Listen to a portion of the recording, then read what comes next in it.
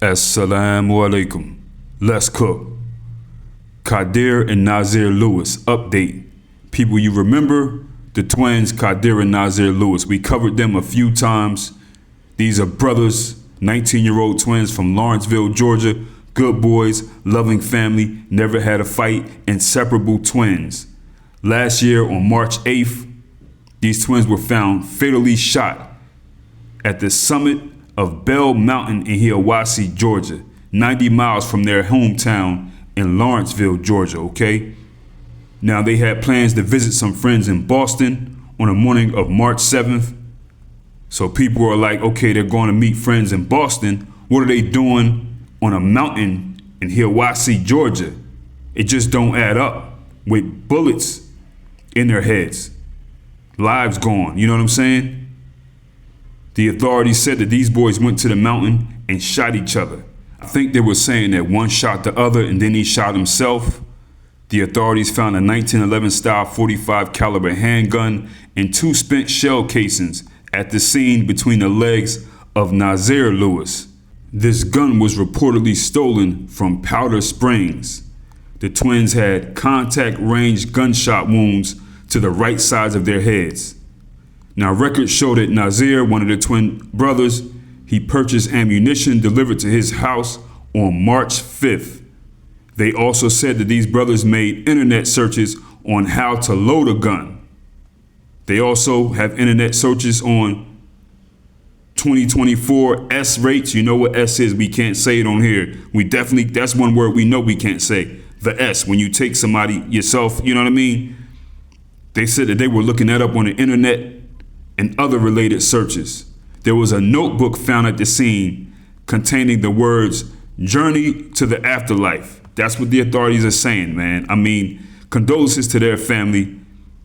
This is Now, the family's initial response, their loved ones insisted no way did this happen. These boys would never do this to each other. They would never harm each other. They said, we need a deeper, independent investigation, and they got one. So now today, the family says yes, these twins did this. They accepted the story that the authorities from the state of Georgia are giving them after their deeper, independent investigation. The family says that they are ready to accept the official determination of what happened. The twins have an aunt by the name of Yasmin Brawner.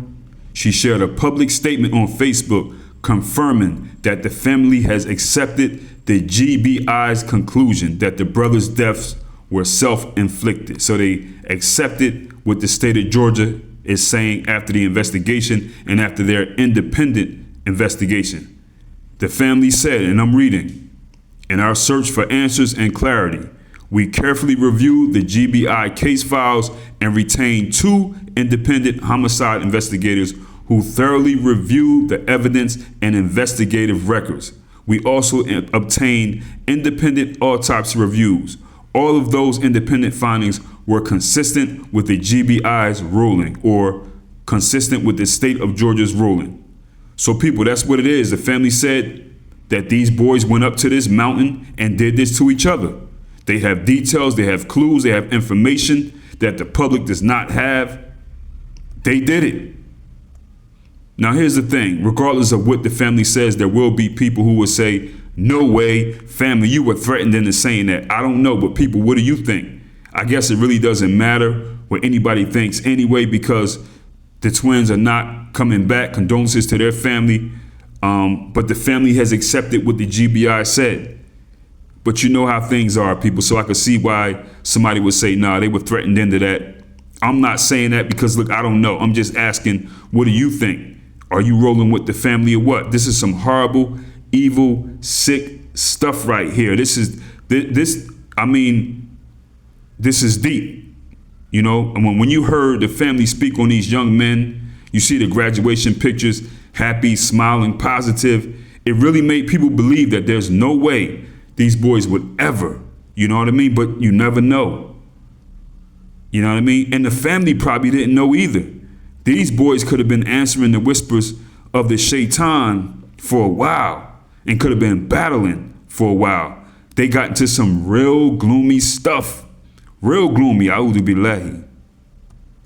This is evil, man. I mean, this is deep. Maybe they had some kind of, who knows, man? Who knows what people are into? Who knows, man? And the family may have seen something in these reports and in their independent investigations where they said, okay, this is undeniable proof.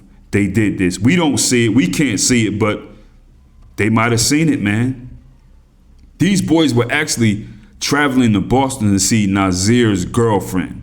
They were traveling to Boston. He was in a long distance relationship with a woman that he had met a year prior to his death. This woman lives in Boston. The authorities had actually spoke to this woman, and she said that Nazir had visited her the previous December and confided that he was struggling with his house life and growing financial responsibilities in the wake of his father's health problems.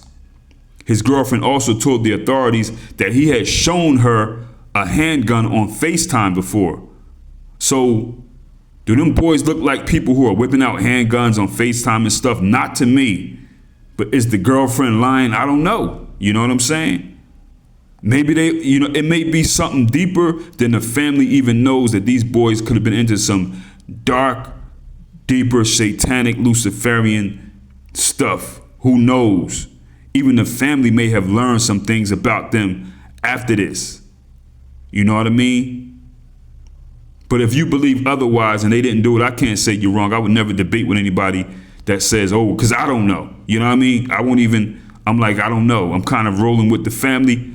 You know, when I first heard this story, I really wanted to know what was going on in Boston. Who are these friends in Boston that they were going to see? I wanted to know more about that. And I think that angle would have told us more about them. You know what I'm saying? Like more than their family was actually showing, with all the great news about them and how they were good boys, which I believe the family really did believe that. I really believe that's what the family was presented with. These weren't no little raggedy boys who weren't doing anything with their lives.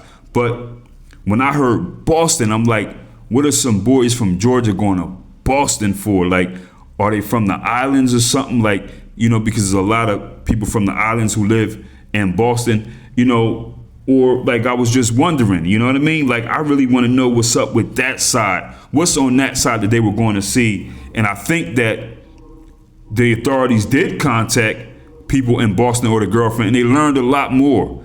You know what I mean? I always thought that it was more information on that side right there. But then again, they're saying that these boys were into whipping out guns on FaceTime, planning death and the afterlife and all this other stuff. Man, this is wild, people. I don't know, people. What do you think about this? I guess sometimes you may think you know somebody, they may look a certain way, but they might be into some other stuff, you know? Or you could be thinking that, oh, this is a big lie too. You could be thinking, oh, the authorities, they were threatened into this by some Mayo monsters in Georgia. I don't know. You know what I mean?